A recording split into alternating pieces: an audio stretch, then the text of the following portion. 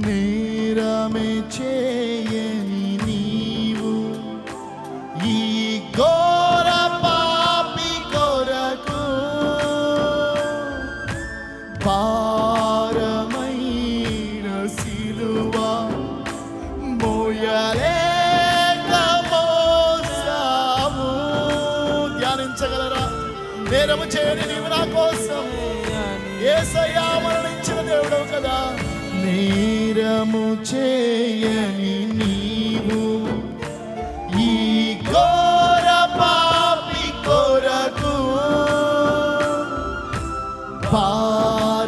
భారమైన సిలువ మోయలేక మోసావు. కొరడాలు చెల్లని చీల్చెని నీ సుందర దేహమునే.